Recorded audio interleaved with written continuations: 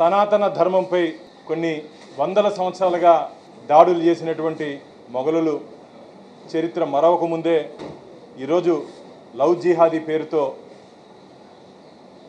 హిందూ సనాతన ధర్మంపై దాడులు జరుగుతున్నాయి. కేరళ ఫైల్స్ కాకినాడకు తగిలింది. మిత్రులారా, లవ్ జిహాదీ పేరుతో కేరళలో అమాయక హిందూ మహిళల్ని మోసం చేసి వంచి ఒక రాక్షస ప్రవృత్తితో రాక్షసుల్లా వ్యవహరిస్తున్నటువంటి మత ఛాందస్యవాదులు ఈరోజు సౌజన్య, కాకినాడలో సౌజన్య వారి కుటుంబం నదిలో దూకి చనిపోవడం చాలా బాధాకరమైన సంఘటనగా మేము భావిస్తున్నాం. సాదిక్ సౌజన్య అంశం ఈరోజు యావత్ దేశాన్ని కదిలిస్తూ ఉంది. అమాయక హిందూ మహిళల్ని టార్గెట్ చేసి ఇలా లవ్ జిహాదీ పేరుతో అకృత్యాలు చేస్తున్నటువంటి వారికి గుణపాఠం ఉండాలి.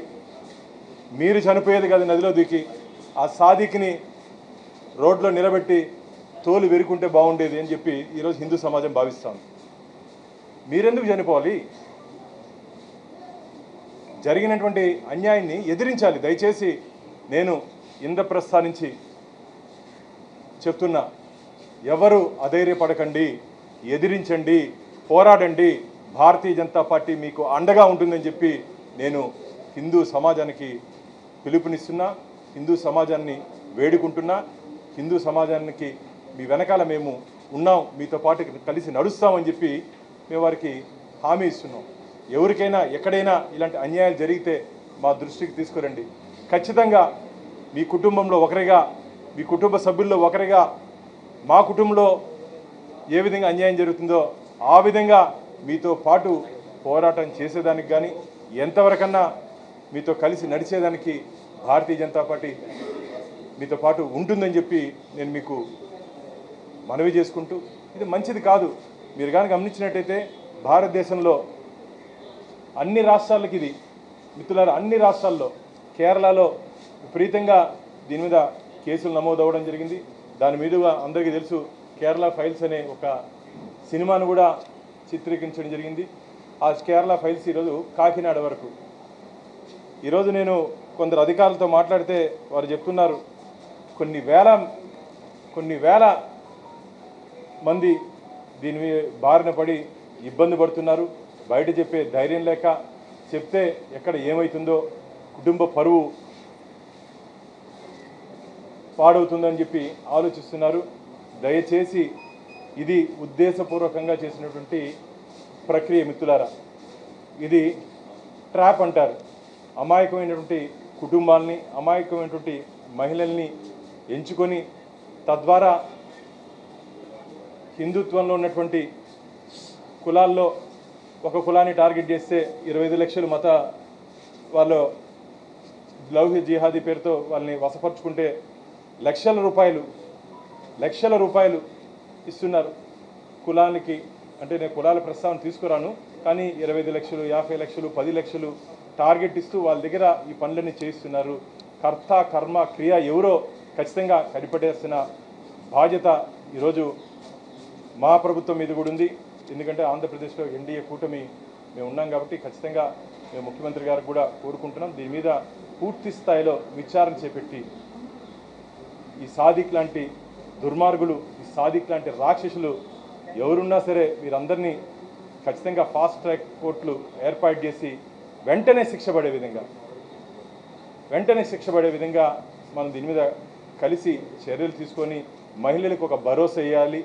యచ్చ నారిస్సు పూజ్యంతే రమంతే తత్ర దేవత అంటారు. అంటే ఎక్కడ మహిళలు గౌరవించబడతారో, ఎక్కడ మహిళలు పూజింపబడతారో అక్కడ దేవతలు ఉంటారని చెప్పి మన సాంప్రదాయాలు చెప్తా ఉంది. అలాంటి హిందూ దేశంలో, భారతదేశంలో జన్మించినటువంటి మహిళలు, అమ్మాయిలు ఈరోజు ఇంత ఇబ్బంది పడుతున్నారు. ఇది మంచిది కాదు. నేను ఒకటే గుర్తు చేస్తున్నా, దయచేసి త్రేతాయుగంలో సీతమ్మ మహాతల్లికి ఇబ్బంది వస్తే ఏ విధంగా రామదండుపై కాపాడిందో అదేవిధంగా కలియుగంలో భారతీయ జనతా పార్టీ మీకు తోడుగుంటుంది. ఖచ్చితంగా మేము మళ్ళీ చెప్తున్నాం, మీకు ఎవరికి ఏ ఇబ్బంది ఉన్నా సరే తొందరలోనే మా రాష్ట్ర అధ్యక్షులు గారితో మాట్లాడి, మాధవ్ గారితో మాట్లాడి దీని మీద ఒక టోల్ ఫ్రీ నెంబర్ కూడా ఉంటే ఎవరైనా తమ ఫిర్యాదులు ఇస్తే వారి వివరాలు గోప్యంగా ఉంచుకుంటూ వారికి న్యాయం జరిగేంత వరకు ఖచ్చితంగా మేము వారితో పాటు ఉంటామని చెప్పి మళ్ళీ వారికి హామీ ఇస్తూ, ఇలాంటి దుర్మార్గుల్ని వదిలే ప్రసక్తే లేదు. నేను మళ్ళీ చెప్తున్నా, మనం దూకేది కాదు, వాళ్ళని తీసుకొని గంగలో ముంచితే అప్పుడు అసలైన హిందూ అవుతాం మనం. మన హిందూ మతంలో పరశురాములు కూడా ఉన్నారు. దయచేసి పరశురాముని ఆదర్శంగా తీసుకోండి.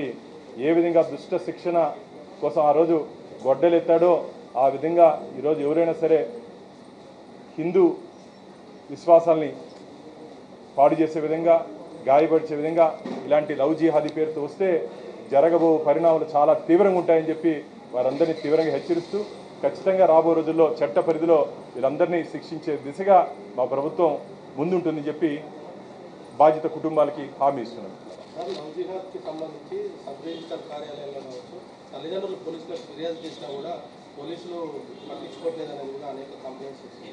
దీని మీద అందుకనే ఖచ్చితంగా ఒక రివ్యూ తీసుకోవాల్సిన అవసరం ఉంది. రాష్ట్ర డీజీపీ గారు ఇలాంటి కంప్లైంట్లు ఏదన్నా వస్తే దాన్ని తేలిగ్గా తీసుకోకుండా దీన్ని సీరియస్గా ఒక మానిటరింగ్ టీం, ఒక టాస్క్ ఫోర్స్, రాష్ట్రంలో ఒక టాస్క్ ఫోర్స్ ఏర్పాటు చేసి ఏ విధంగా గంజాయి మీద టాస్క్ ఫోర్స్ ఉందో, మిగతా మీద టాస్క్ ఫోర్స్ ఉందో ఆ విధంగా దీనికి కూడా మహిళలు మిత్రులారా, ఈరోజు నేను వెంకటేశ్వర స్వామి దగ్గర సేవకుడుగా ఉన్నా. వెంకటేశ్వర స్వామిని లక్ష్మీనారాయణ అని పిలుస్తారు. అంటే మొదటి గౌరవం మహిళలకు ఇచ్చే సాంప్రదాయం ఉంది. పక్కనే కాళహస్తి ఉంది, మాకు కాళహస్తి ఉంది, పార్వతీ పరమేశ్వరులు అంటారు. అంతెందుకు భగవద్గీత బోధించినటువంటి శ్రీకృష్ణుడు కూడా ముద్దుగా రాధాకృష్ణుని పిలుస్తారు. అలాంటి సాంప్రదాయంలో ఉన్నటువంటి మహిళలు ఇంత ఇబ్బంది పడుతున్నారు కాబట్టి ఖచ్చితంగా పోలీస్ శాఖ ఉక్కు పాదం మోపాలి. మళ్ళీ చెప్తున్నా, ఇలాంటి లాంటి వెధవలు, దుర్మార్గులు, రాక్షసుల్ని వదలకూడదు. ఇలాంటి సాధికులు ఎంతమంది ఉన్నారు? 100 మంది ఉన్నారా, 1000 మంది ఉన్నారా? అందరినీ బయటికి తీసుకురావాల్సిన అవసరం ఉంది. ఎవరు ఇలాంటి బాధ్యతలు దయచేసి భగవంతుడు ఇచ్చినటువంటి ప్రాణాన్ని పోగొట్టుకోవద్దండి. నేను మళ్ళీ మీకు చెప్తున్నా, పోగొట్టుకోవద్దండి. మీ బాధని మేము అర్థం చేసుకుంటాం. మీతో పాటు మీ కష్టాన్ని పంచుకునేదానికి మేము సిద్ధంగా ఉన్నామని చెప్పి మీకు తెలియజేసుకుంటున్నాను.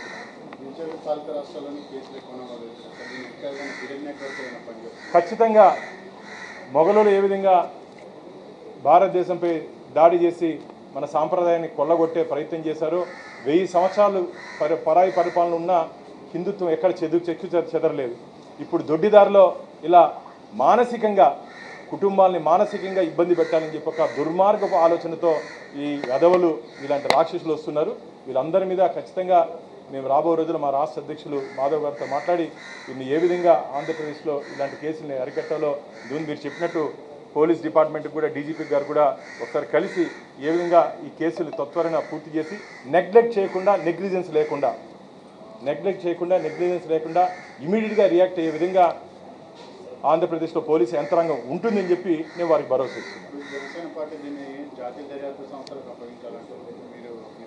ఖచ్చితంగా నేను మా రాష్ట్ర అధ్యక్షులు ఒకసారి మాధవ్ గారితో మాట్లాడిన తర్వాత దీన్ని ఏ విధంగా ఎక్కడెక్కడ ఏ విధంగా దర్యాప్తు చేయాలి, ఏ విధంగా దీన్ని ముందుకు తీసుకోవాలో ఖచ్చితంగా మా రాష్ట్ర అధ్యక్షులతో చర్చించిన తర్వాత మీకు తెలియజేస్తాను. థ్యాంక్స్ అన్న.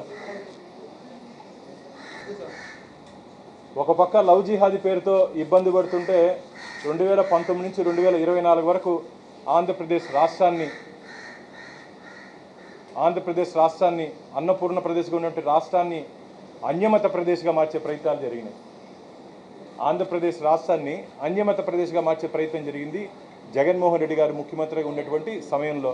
ఇదేదో నేను చెప్పేది కాదు, భారతీయ జనతా పార్టీ బాను చెప్పేది కాదు మిత్రులారా. జగన్మోహన్ రెడ్డి గారి కుడి భుజమైనటువంటి విజయసాయిరెడ్డి మాట అంటే మాటలు ఇది. 2019 నుంచి 2024 వరకు నేను చాలా సందర్భాల్లో చెప్పడం జరిగింది. హిందూ దేవాలయాలపై దాడులు, హిందూ దేవతా విగ్రహాలు చెయ్యి ముక్కు నరికివేయడం జరిగింది, పవిత్ర రథాలు దగ్నం ఇవ్వడం జరిగింది. ఒక పక్క అది జరుగుతుంటే ఉద్దేశపూర్వకంగా క్రిస్టియన్ మతాన్ని పెంపొందించాలని చెప్పి ఒక దుర్మార్గపు ఆలోచనతో జగన్మోహన్ రెడ్డి ఆ రోజు ప్రయత్నం చేశారని చెప్పి విజయసాయిరెడ్డి గారు చెప్పారు. ఇది మంచిది కాదు. అందుకనే హిందువులు అందరూ కలిసి జగన్మోహన్ రెడ్డికి బుద్ధి చెప్పారు మిత్రులారా. నేను ఈరోజు హెచ్చరిస్తున్నా, ఎవరైనా సరే సనాతన ధర్మాన్ని నాశనం చేయాలని చెప్పి, సనాతన ధర్మాన్ని ఇబ్బంది పెట్టాలని చెప్పి, సనాతన ధర్మాన్ని జోలికి వస్తే జరగబో పరిణామాలు ఎవరైనా సరే చాలా తీవ్రంగా ఉండబోతాయి. రాబో రోజుల్లో సనాతన ధర్మ పరిరక్షణ కోసం భారతీయ జనతా పార్టీ కంకణబద్దులై ఉంది. మేము మళ్ళీ చెప్తున్నాం, ఏ పార్టీ అయినా సరే ఎవరైనా సరే మా జోలికి వస్తే మాత్రం వదిలే ప్రసక్తే లేదని చెప్పి అందరినీ తీవ్రంగా హెచ్చరిస్తున్నాం.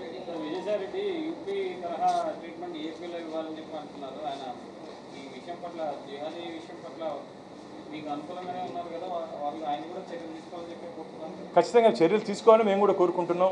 ఈరోజు ఎన్డీఏ కూటమి మేము అందుకని చెప్తున్నాం, ముఖ్యమంత్రి గారికి ఫాస్ట్ ట్రాక్ ఏర్పాటు చేసి, అలాగే ఈ నెగ్లెక్ట్ లేకుండా పోలీస్ స్టేషన్ కంప్లైంట్ వస్తే ఇమీడియట్గా దాన్ని ఆ కేసు టేకప్ చేసే దిశగా ఒకసారి పెద్దలతో మాట్లాడి ఒక టోల్ ఫ్రీ నెంబర్ కూడా దీనికి ఏర్పాటు చేసి వాళ్ళని వివరాలు గోప్యంగా ఉంచి వారికి న్యాయం జరిగేంత వరకు ఎన్డీఏ కూటమి ఖచ్చితంగా చంద్రబాబు నాయుడు గారు, పవన్ కళ్యాణ్ గారు, మా మాధవ్ గారు ఖచ్చితంగా మేము వీళ్ళకి బాధితులకి తోడుగా ఉంటామని చెప్పి తెలియజేస్తాం.